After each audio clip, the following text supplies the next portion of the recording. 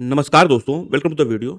दोस्तों, पाकिस्तान कितना ऑब्सेस्ड है इंडिया को लेके, इस बात से कोई अछूता नहीं है। हर किसी को पता है कि पाकिस्तान की सुबह इंडिया का नाम लेने से शुरू होती है और उसकी शाम जो है इंडिया का नाम लेने से ही खत्म होती है।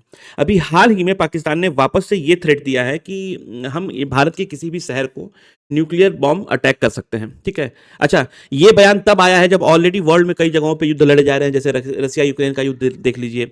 अभी करंट ईरान और अमेरिका का जो वॉर चल रहा है और इसराइल का वॉर चल रहा है, जिससे पूरी दुनिया जो है इम्पैक्टेड है। ऑल ओवर वर्ल्ड में ऑयल प्राइसेस इंक्रीज हो गए हैं, गैसेस की किल्लत है। ठीक है, हर चीज़ को लेके बहुत ज़्यादा दिक्कत आ रही है। उस वक्त जो है ये बयान आ रहा है और इस वीडियो में बेसिकली हम यही समझेंगे कि ऐसा क्या हो गया अचानक कि वापस से जो है पाकिस्तान ने इस तरह के बयान देना चालू किए हैं। और बेसिकली देखा जाए तो आर्टिकल्स भी एक्सटेंसिवली कवर किए जा रहे हैं, जिसमें पाकिस्तान ने जो है ये कहा है कि जो हमारे न्यूक्लियर बॉम्ब्स हैं वो बेसिकली हम लोगों ने एज अ डेटरेंट रखे हुए हैं इंडिया के अगेंस्ट में।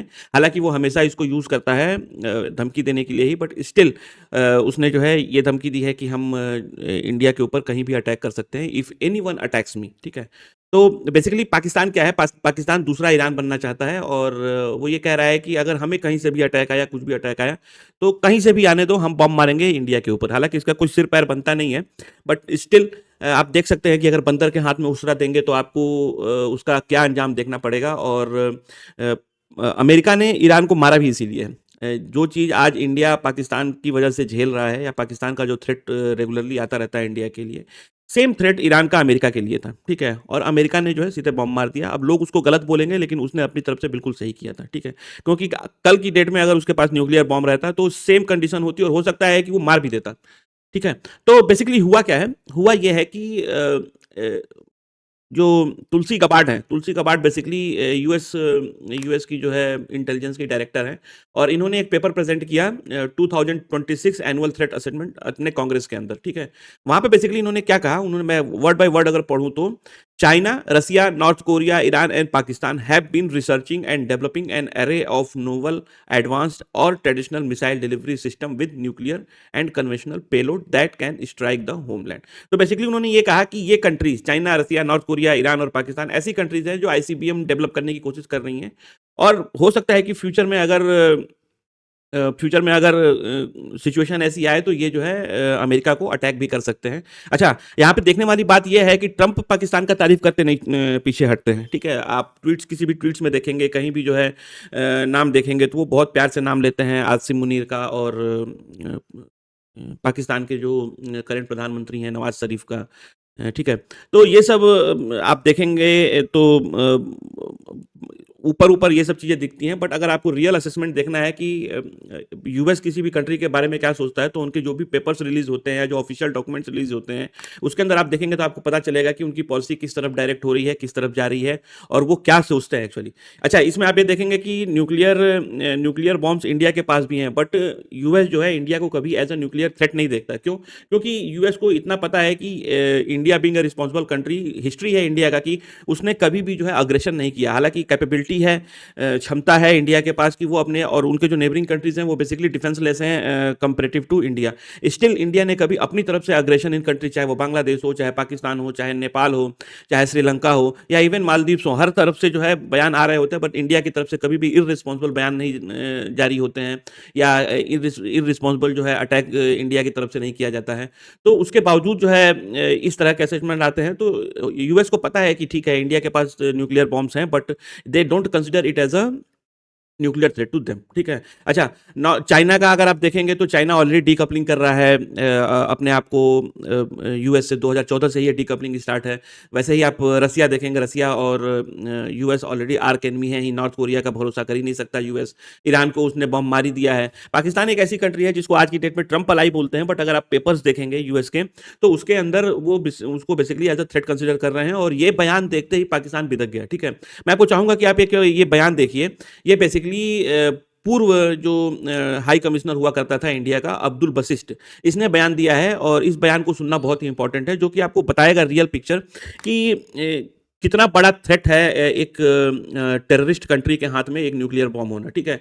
और वो उसको जो है किस तरह से यूज करना चाहता है। अमेरिका ने पाकिस्तान पे कोई हमला कर दिया, हमारी तो अगर हमारे न्यूक्लियर रेंज में नहीं भी अमेरिका, लेट्स से अगर हम खलीजी ममालिक में जो है उनके अड्डों तक भी नहीं पहुंच सकते, या हम इसराइल पे भी हमला नहीं कर सकते, हमारे लिए क्या वाइज रास्ता होगा आपके ख्याल में? इंडिया। इंडिया हमने तो देखिए और कुछ नहीं करना। हमने तो अगर हमारी रेंज वहाँ ना भी हुई और अब हम पे कुछ किसी ने बुरी नज़र से देखा तो हमने तो बगैर सोचे समझे भारत पे, मुंबई पे अटैक कर देना है, न्यू दिल्ली पे कर देना है, हमने तो छोड़ा नहीं है। सही। हाँ, देखी जाएगी बाद में, जो छोड़ना कुछ चाहिए होगा। भी नहीं। अगर हमारे पास और कोई रास्ता नहीं होगा, अगर अमेरिका हमारे कोई हमला करता है, जो कि नामुमकिनात में से, मैं फिर वही कह रहा हूँ, लेकिन ये बात जान लेनी चाहिए तमाम दुनिया को कि अगर खुदा ना खासा पाकिस्तान पे किसी ने बुरी आंख से निकाल डाली, इस वक्त हमारी रेंज में अमेरिका भी नहीं और ना इसराइल है, लेकिन अगर कोई सूरत हाल ऐसी डेवलप होती है तो पाकिस्तान के पास और कोई ऑप्शन नहीं होगा कि वो भारत में जहाँ उसका दिल चाहता है हमला करेंगे।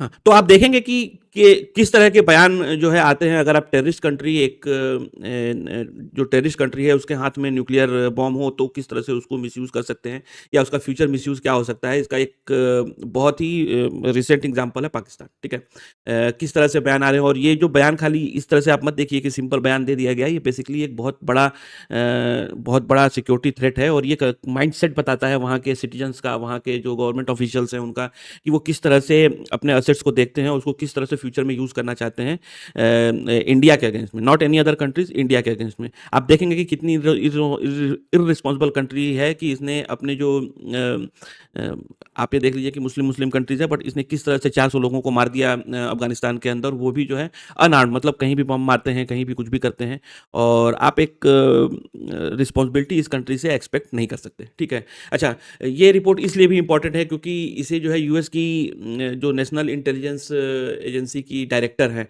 तुलसी गबार्ड, उसने प्रेजेंट किया है, और कोई वो ऐसी वैसी फिगर नहीं है। यूएस की टॉप की एजेंसी जैसे CIA हो गया, NSA हो गया, डिफेंस इंटेलिजेंस एजेंसी हो गई, 15 से ज़्यादा ऐसी इंटेलिजेंस कंपनीज हैं, एजेंसीज हैं जो कि इनको रिपोर्ट करती हैं, और इन्होंने अपना जो ये रिपोर्ट असेसमेंट बनाया है वो बेसिकली सैटेलाइट इंटेलिजेंस के ऊपर, मिसाइल टेस्ट ट्रैकिंग के ऊपर, या स्पाई इंटेलिजेंस के ऊपर, कुछ जो सिग्नल्स मिलते हैं, जो कम्युनिकेशन इंटरसेप्ट होते हैं, उनके बेसिस पे, मिलिट्री के एनालिसिस पे, इन सब चीज़ों के बेसिस पे रिपोर्ट बनता है। और उसके बाद जब इन्होंने ये 4-5 कंट्रीज का नाम लिया है, इसका मतलब कि ये बहुत ही ज़्यादा सीरियस कंसर्न है, और इसी को लेकर पाकिस्तान बिदक गया और उसने बेसिकली जो है धमकी दे डाली कि हम इंडिया के ऊपर अटैक करेंगे, ठीक है। अच्छा, यूएस के लिए भले थ्रेट हो या ना हो, इंडिया के लिए ये बहुत बड़ा थ्रेट इसलिए बन जाता है क्योंकि इंडिया अगर आप देखेंगे तो आज की डेट में भी इनके पास कैपेबिलिटी है ऐसे न्यूक्लियर मिसाइल्स की जो इंडिया को कम्प्लीटली कवर करते हैं।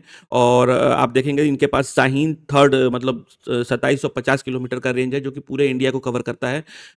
अगर ये चाहें तो अटैक कर सकते हैं, हालांकि उसमें कितना सक्सेसफुल होंगे कितना सक्सेसफुल नहीं होंगे ये टाइम बताएगा, क्योंकि आप देखेंगे कि रिसेंट जो भी युद्ध हो रहे हैं, चाहे वो यूएस का हो, यूएस ईरान का हो, चाहे रसिया यूक्रेन का हो, चाहे अभी जो इंडिया का ऑपरेशन सिंदूर हुआ था पाकिस्तान के अगेंस्ट में, आप देखेंगे तो सबसे ज़्यादा सक्सेसफुल ऑपरेशन या सक्सेसफुल वॉर जो है, जो कि जिससे रिजल्ट निकल कर आया था, वो इंडिया और पाकिस्तान का ही था। India was completely able to destroy their network, they are able to rattle them, उनके बहुत सारे बेसिस को नुकसान पहुंचाया। तो आप देखेंगे कि डिसाइसिव रिजल्ट जो निकल कर आया वो इंडिया ने शो किया कि कैपेबिलिटी क्या है। हालांकि न्यूक्लियर बॉम्ब जो है उसका वर्किंग कम्प्लीटली अलग है, वो उसका इंटरसेप्शन करना कितना सक्सेसफुल होगा नहीं होगा, that is a matter of time. But जिस तरह से आज इंटरसेप्शन आप देखेंगे कि सैचुरेशन वॉर चल रही है, आप $2000 के या $5000 के ड्रोन से जो है अटैक करते हैं किसी भी कंट्री के ऊपर, और उसको इंटरसेप्ट करने के लिए लाखों करोड़ों के मिसाइल मारे जाते हैं। तो ये बहुत ही अनकन्वेंशनल और हाईली एक्सपेंसिव वॉर निकलने वाला है, और आपको अगर आप ऑफेंसिव हैं तो आप ज़्यादा बेटर पोजीशन में हैं कंपेरेटिव टू डिफेंसिव पोजीशन। तो ये देखना पड़ेगा इंडिया को कि क्या डिसीजन लेना है, और इस असेसमेंट को और पाकिस्तान के इस नए थ्रेट को किस तरह से देखा जाना चाहिए। अच्छा, यूएस कंसर्न इसलिए भी है और इंडिया के लिए भी कंसर्न इसलिए भी होना चाहिए क्योंकि अगर आप देखेंगे तो पाकिस्तान का ऑलरेडी प्रोलिफरेशन की हिस्ट्री है। आप एक ही खान का नेटवर्क देख लीजिए, किस तरह से उसने पूरी दुनिया में न्यूक्लियर बॉम्ब की टेक्नोलॉजी बेची। उसी तरह से पाकिस्तान के पास न्यूक्लियर टैक्टिकल वेपन्स भी हैं जो कि स्मॉल न्यूक बैटलफील्ड, स्पेसिफिकली बैटलफील्ड के लिए उसने डेवलप करके रखे हैं, जो इंडिया के लिए बेसिकली बहुत ही हार्मफुल है। और जिस तरह की टेररिस्ट कंट्री है, जिस तरह की जो है हाईली रेडिकल जनता है, वहाँ की टेररिस्ट ऑर्गेनाइजेशन वहाँ से ऑपरेट करते हैं, आज नहीं तो कल ये न्यूक्लियर बॉम्ब टेररिस्ट के हाथ में आने ही आने हैं। और जिस दिन ये न्यूक्लियर बॉम्ब आएंगे उस दिन ये थ्रेट और भी ज़्यादा बढ़ जाएगा, और ये सिर्फ इंडिया के लिए फिर कंसर्न नहीं रह जाएगा, ये ऑल ओवर वर्ल्ड का कंसर्न बन जाएगा। और देखना पड़ेगा कि किस तरह से ये पर्टिकुलर जो बयान आते हैं, इस तरह के बयान को सीरियसली लिया जाना चाहिए और इसके अगेंस्ट में एक्शन भी लिया जाना चाहिए। बाकी समय बताएगा। मीनवाइल वीडियो आपको इन्फॉर्मेटिव लगा तो do like and subscribe. Till then, thank you, tata, bye bye.